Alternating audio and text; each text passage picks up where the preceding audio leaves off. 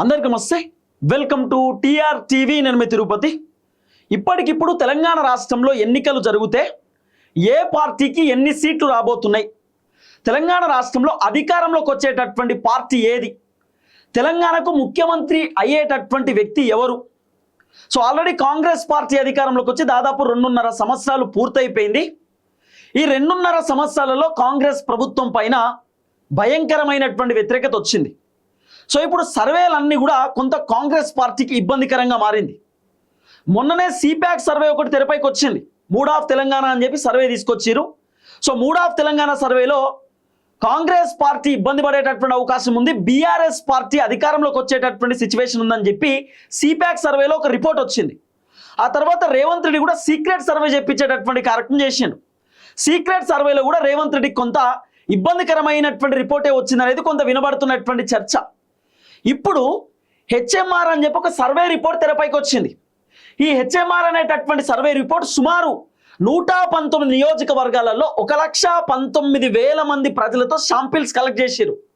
అంటే 1,19,000 మందిని అడిగిరట, మీరు ఏ పార్టీకి ఓటేస్తారు, ఏ పార్టీ తెలంగాణ రాష్ట్రంలో బలంగా ఉంది, బీఆర్ఎస్ గవర్నమెంట్ ఉన్నప్పుడు బాగుందా, కాంగ్రెస్ గవర్నమెంట్ వచ్చిన తర్వాత బాగుందా, కేసీఆర్ పరిపాలన బాగుందా, రేవంత్ రెడ్డి పరిపాలన బాగుందా, మీరు తెలంగాణలో మళ్ళీ ఏ పార్టీ అధికారంలోకి వస్తే మంచిగా ఉంటుందని మీరు అనుకుంటున్నారు అని చెప్పి దాదాపు 1,19,000 మందిని ఈ హెచ్ఎంఆర్ సర్వే వాళ్ళు అడిగితే జనాలు కొన్ని కీలకమైనటువంటి అంశాలు చెప్పారు అనేది కొంత వినబడుతున్నటువంటి చర్చ. సో ఇప్పటికిప్పుడు తెలంగాణ రాష్ట్రంలో గనక ఎన్నికలు జరిగితే ఏ పార్టీకి ఎన్ని సీట్లు రావచ్చు అనేది చాలా క్లియర్గా నేను మీకు చెప్పేటటువంటి కార్యక్రమం చేస్తా. ఆ తర్వాత 10 ఉమ్మడి జిల్లాలలో ఒక్కొక్క జిల్లాలో ఎన్ని నియోజకవర్గాలలో కాంగ్రెస్ గెలవచ్చు, ఎన్ని నియోజకవర్గాలలో బీఆర్ఎస్ గెలవచ్చు, ఎన్ని నియోజకవర్గాలలో బీజేపీ గెలవచ్చు అనేది కూడా పిన్ టు పిన్ జిల్లాల వారీగా కూడా మనం మాట్లాడుకునేటటువంటి కార్యక్రమం చేద్దాం. దాదాపు 10 ఉమ్మడి జిల్లాలు ఉన్నాయి. ఈ 10 ఉమ్మడి జిల్లాలలో ఒక్కొక్క జిల్లాలో 10 నియోజకవర్గాలు, ఒక్కొక్క జిల్లాలో 13 నియోజకవర్గాలు, 15 నియోజకవర్గాలు కూడా ఉంటాయి. ఒక్కొక్క జిల్లాలో ఎన్ని నియోజకవర్గాలు ఏ పార్టీ వైపు ఉన్నాయి అనేది కూడా పిన్ టు పిన్ ఈ వీడియోలో మనం డిస్కస్ చేసుకునేటటువంటి కార్యక్రమం చేద్దాం. కాంగ్రెస్ పార్టీ ఏ నియోజకవర్గంలో ఓడిపోబోతున్నది, కాంగ్రెస్ పార్టీకి ఎన్ని సీట్లు వస్తాయి, కాంగ్రెస్ ఎన్ని సీట్లు ఓడిపోయేటటువంటి అవకాశం ఉందనేది కూడా పిన్ టు పిన్ మనం ఈ సర్వేలో తెలుసుకునేటటువంటి కార్యక్రమం చేద్దాం. అట్లనే పబ్లిక్ ఒపీనియన్ ఏందనేది కూడా ఈ సర్వేలో పిన్ టు పిన్ మనం మాట్లాడుకునేటటువంటి కార్యక్రమం చేద్దాం. ఆల్రెడీ నిన్ననే నేను ఒక వీడియో చేసిన ఇదే సర్వేకి సంబంధించి కాస్త డీటెయిల్ అనాలిసిస్ చేద్దాం. ఈ సర్వేకి సంబంధించి తెలంగాణ పబ్లిక్ పల్స్ 2026. సో ఇక్కడ పార్టీలకు సంబంధించిన గుర్తులు కనబడుతున్నాయి, సెగ్మెంట్స్ కనబడుతున్నాయి, ఆ తర్వాత పర్సంటేజెస్ కూడా మనకి చాలా క్లియర్గా కనబడుతున్నాయి. సో భారతీయ జనతా పార్టీకి ఇప్పటికిప్పుడు తెలంగాణలో ఎన్నికలు వస్తే 5 సీట్లు వస్తాయట, 11.22%. సో బీఆర్ఎస్ పార్టీకి ఇప్పటికిప్పుడు ఎన్నికలు వస్తే తెలంగాణ రాష్ట్రంలో 70 సీట్లు వస్తాయట, 41.7%. ఇండియన్ నేషనల్ కాంగ్రెస్ తెలంగాణ రాష్ట్రంలో అధికార పార్టీ, కాంగ్రెస్ కి 64 సీట్లతో అధికారంలోకి వచ్చింది కాంగ్రెస్ పార్టీ. 36 సీట్లు మాత్రమే ఇప్పటికిప్పుడు ఎన్నికలు వస్తే కాంగ్రెస్ పార్టీకి వస్తుందని చెప్పి సర్వే చెప్తున్నారు. 35.94% కాంగ్రెస్ పార్టీకి ఉన్నది.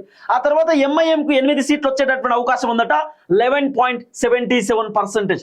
మొత్తం 119 నియోజకవర్గాలు తెలంగాణ రాష్ట్రంలో ఉన్నటువంటి పరిస్థితి. అంటే ఇప్పటికిప్పుడు తెలంగాణ రాష్ట్రంలో గనక ఎన్నికలు వస్తే బీఆర్ఎస్ పార్టీ 70 సీట్లతో గెలిచేటటువంటి అవకాశం ఉంది అని చెప్పి మొత్తానికి హెచ్ఎంఆర్ సర్వే వాళ్ళు చెప్తున్నటువంటి రిపోర్ట్. ఆల్రెడీ రేవంత్ రెడ్డి కూడా ఒక ఇంటర్నల్ రిపోర్ట్ చేయించిండు, రేవంత్ రెడ్డి కూడా ఒక సర్వే చేయించేటటువంటి కార్యక్రమం చేసిండు. రేవంత్ రెడ్డికి వచ్చినటువంటి సర్వేలో కాంగ్రెస్కి ఒక 41, 42 రావచ్చు, తర్వాత బీఆర్ఎస్కు 64 నుండి 65 రావచ్చు, బీజేపీకి 6 నుండి 7 రావచ్చు, ఎంఐఎంకి 7 నుండి 8 రావచ్చు అని రేవంత్ రెడ్డికి రిపోర్ట్ కూడా వచ్చిందట. సో ఆ రిపోర్ట్ పైన రేవంత్ రెడ్డి కొంత ఇన్వెస్టిగేషన్ చేసేటటువంటి కార్యక్రమం చేస్తున్నాడు. సో మొత్తానికి బీఆర్ఎస్ గవర్నమెంట్ రావచ్చు అనేది వినబడుతున్న అంశం. ఏ విషయాలపైన జనాలు వ్యతిరేకంగా ఉన్నారు కాంగ్రెస్ గవర్నమెంట్ పైన అనేది కూడా కొంత డెప్త్ గా మాట్లాడుకునేటటువంటి కార్యక్రమం చేద్దాం. అంతకంటే ముందు మనం మాట్లాడుకోవాల్సింది డిస్ట్రిక్ట్ వైజ్, ఒకసారి మనం జిల్లాల వారీగా కూడా డిస్కస్ చేసుకునేటటువంటి కార్యక్రమం చేద్దాం. డిస్ట్రిక్ట్ వైజ్ ఏ జిల్లాలో ఎన్ని నియోజకవర్గాలు బీఆర్ఎస్ వైపు ఉన్నాయి, ఎన్ని నియోజకవర్గాలు కాంగ్రెస్ పార్టీ వైపు ఉన్నాయి, ఎన్ని నియోజకవర్గాలు బీజేపీ పార్టీ వైపు ఉన్నాయి అనేది కూడా పిన్ టు పిన్ మనం ఒకసారి డిస్కస్ చేసుకునేటటువంటి కార్యక్రమం చేద్దాం. ఇగో Telangana public pulse 2026 district wise opinion polls analysis అని చెప్పి 2026. ఇగో దాదాపు 10 ఉమ్మడి జిల్లాలు ఉన్నాయి. ఈ 10 ఉమ్మడి జిల్లాలలో ఉన్నటువంటి నియోజకవర్గాలు ఏ పార్టీకి ఎన్ని నియోజకవర్గాలు ఉన్నాయి, ఈ జిల్లాలలో ఎన్ని నియోజకవర్గాలు బీఆర్ఎస్ పార్టీ వైపు, ఎన్ని నియోజకవర్గాలు కాంగ్రెస్ పార్టీ వైపు అనేది కూడా పిన్ టు పిన్ మాట్లాడుకుందాం. ఫస్ట్ మనం ఒకసారి డిస్ట్రిక్ట్ వైజ్ చూసుకుంటే ఉమ్మడి ఆదిలాబాద్ జిల్లాలో దాదాపు 10 నియోజకవర్గాలు ఉన్నాయి. ఈ 10 నియోజకవర్గాలలో ఆదిలాబాద్లో భారతీయ జనతా పార్టీ 2 నియోజకవర్గాలు గెలుస్తుందట. ఆదిలాబాద్ జిల్లాలో బీఆర్ఎస్ పార్టీ 7 నియోజకవర్గాలు గెలుస్తుందట. ఆదిలాబాద్ జిల్లాలో కాంగ్రెస్ పార్టీ 1 నియోజకవర్గం మాత్రమే గెలుస్తుందట. ఆదిలాబాద్లో టోటల్ 10 నియోజకవర్గాలు ఉన్నాయి ఉమ్మడి ఆదిలాబాద్ జిల్లా. సో 10 నియోజకవర్గాల్లో బీఆర్ఎస్ ఎడ్జ్ కనబడతా ఉన్నది. సో బీఆర్ఎస్ పార్టీకి 7 సీట్లు ఆదిలాబాద్ లో వచ్చేటటువంటి అవకాశాలు ఉన్నాయట. అంటే మొత్తం ఉమ్మడి జిల్లా లెక్క మనం చూసుకుందాం, ఉమ్మడి 10 జిల్లాల లెక్క. సో ఆదిలాబాద్ లో బీఆర్ఎస్ కొంత ఎడ్జ్ కనబడుతున్నది. సో బీఆర్ఎస్ పార్టీకి ఆదిలాబాద్ లో 7 సీట్లు వచ్చేటటువంటి అవకాశం ఉందట. ఇక ఉమ్మడి నిజామాబాద్ జిల్లా గురించి మనం మాట్లాడుకునేటటువంటి కార్యక్రమం చేస్తే ఉమ్మడి నిజామాబాద్ జిల్లాలో 9 నియోజకవర్గాలు ఉన్నాయి. ఇక 9 నియోజకవర్గాలలో భారతీయ జనతా పార్టీకి నిజామాబాద్ లో 3 నియోజకవర్గాలు వస్తాయట. తర్వాత బీఆర్ఎస్ పార్టీకి ఉమ్మడి నిజామాబాద్ జిల్లాలో 3 నియోజకవర్గాలు వస్తాయట. కాంగ్రెస్ పార్టీకి 3 నియోజకవర్గాలు నిజామాబాద్ లో రావచ్చు. ఆ తర్వాత టోటల్ 9 నియోజకవర్గాలు ఉమ్మడి నిజామాబాద్ జిల్లాలో ఉన్నటువంటి పరిస్థితి. అంటే సుమారు 3 అందరికి ఈక్వల్ ఉంది నిజామాబాద్ లో. భారతీయ జనతా పార్టీకి 3 నియోజకవర్గాలు గెలవచ్చట నిజామాబాద్ లో. ఇప్పటికిప్పుడు ఎన్నికలు వస్తే 3 నియోజకవర్గాలు బీఆర్ఎస్, 3 నియోజకవర్గాలు కాంగ్రెస్. ఇదంతా కూడా ఇప్పటికిప్పుడు ఎన్నికలు వస్తే ఈ రిపోర్ట్. ఆ తర్వాత ఉమ్మడి కరీంనగర్ జిల్లాలో ఇప్పటికిప్పుడు ఎన్నికలు జరిగితే దాదాపు 13 నియోజకవర్గాలు ఉమ్మడి కరీంనగర్ జిల్లాలో ఉన్నాయి. బీజేపీకి కరీంనగర్ జిల్లాలో 0 సీట్లు, బీఆర్ఎస్ కు సుమారు 10 నియోజకవర్గాలు కరీంనగర్ లో గెలవచ్చట.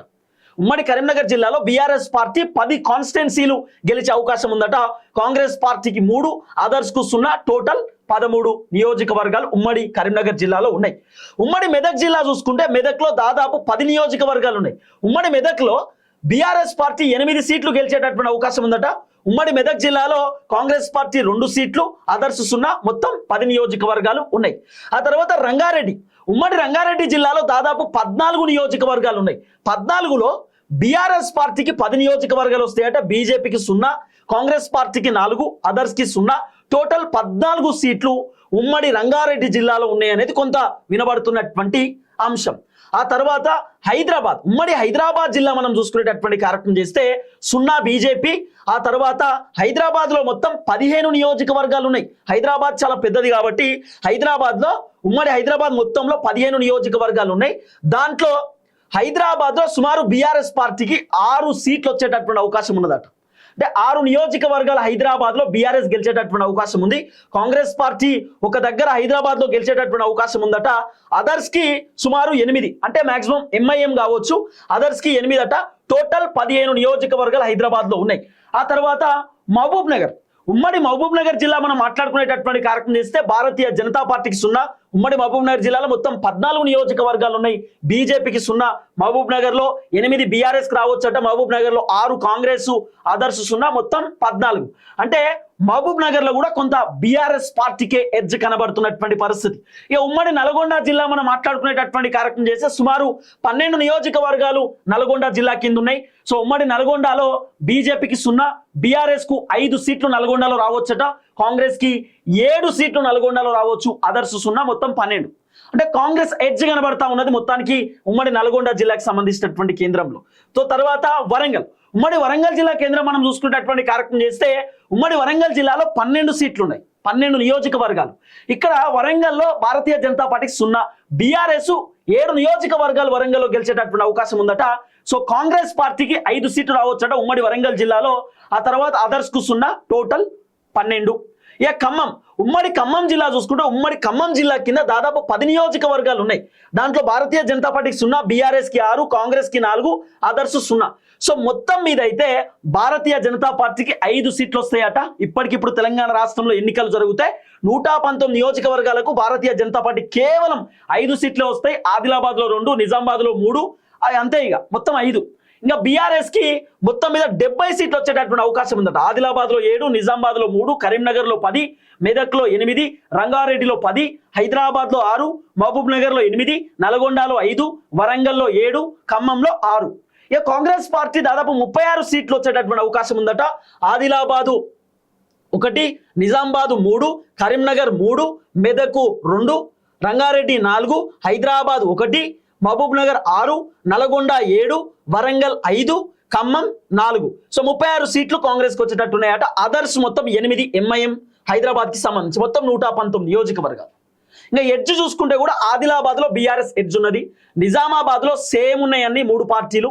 ఇంకా కరీంనగర్ జిల్లాలో బీఆర్ఎస్ పార్టీ ఎడ్జ్ ఉన్నది, మెదక్లో BRS party, Rangareddy BRS party, Hyderabad MIM edge ఉన్నది, మహబూబ్ నగర్లో బీఆర్ఎస్ పార్టీ ఎడ్జ్ ఉన్నది, నల్గొండలో కాంగ్రెస్ పార్టీ బలంగా ఉంది, వరంగల్లో బీఆర్ఎస్ పార్టీ బలంగా ఉంది.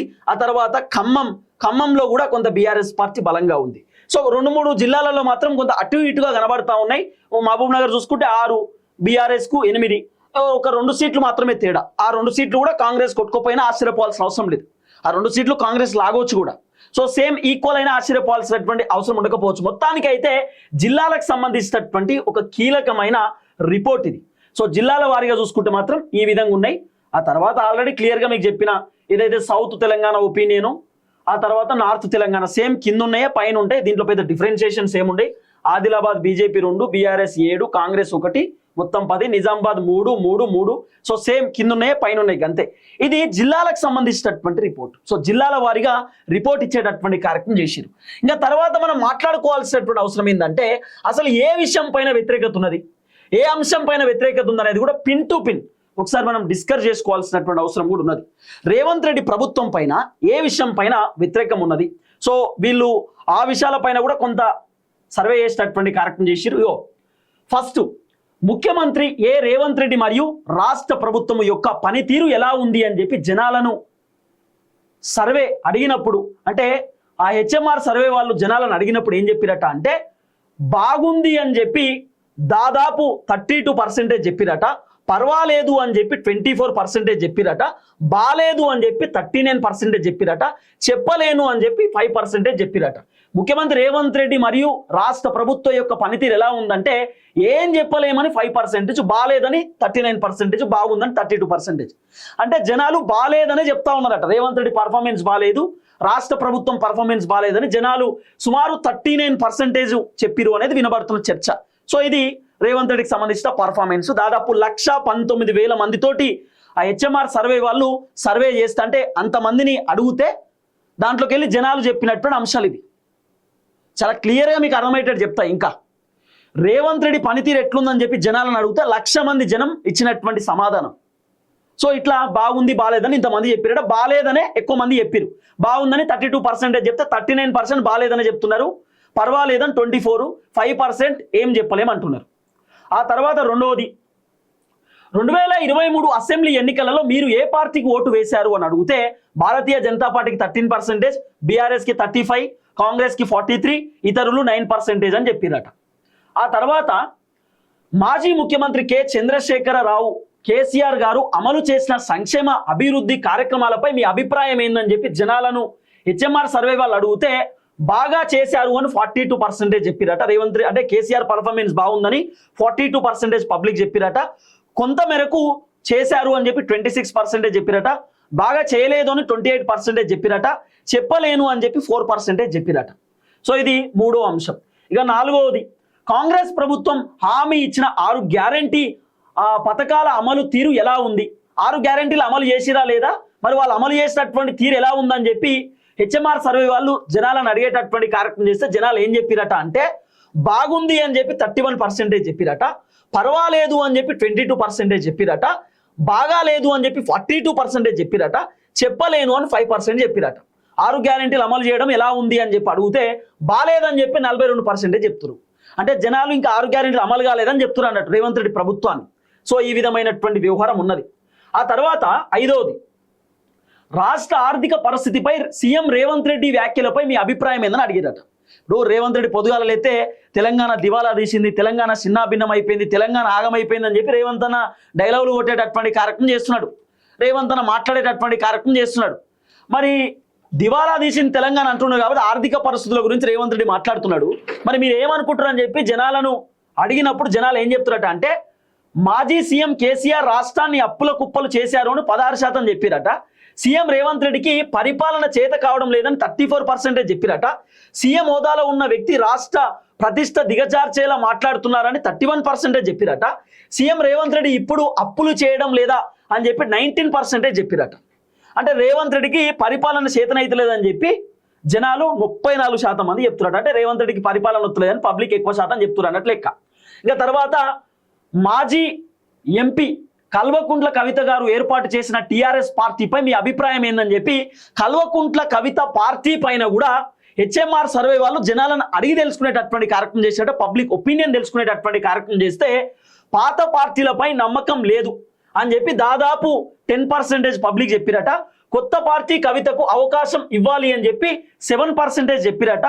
ఆస్తి కుటుంబ కలహాలతో పార్టీ ఏర్పాటు అని చెప్పి 48% పబ్లిక్ చెప్పిరట. ఇగో స్వలాభం స్వార్థం కోసం పార్టీ ఏర్పాటు అని చెప్పి 35% చెప్పిరట. అంటే కల్వకుంట్ల కవిత పార్టీ పెట్టింది కేవలం ఆస్తి గొడవలు తర్వాత కుటుంబ కలహాలతో మాత్రమే ఆమె విడిపోయింది, పార్టీ పెట్టిందని చెప్పి పబ్లిక్ కవిత పార్టీ పైన ఈ విధంగా ఒపీనియన్ అభిప్రాయం వ్యక్తం చేసిరు అనేది హెచ్ఎంఆర్ సర్వే వాళ్ళు తీసుకొచ్చినటువంటి రిపోర్ట్.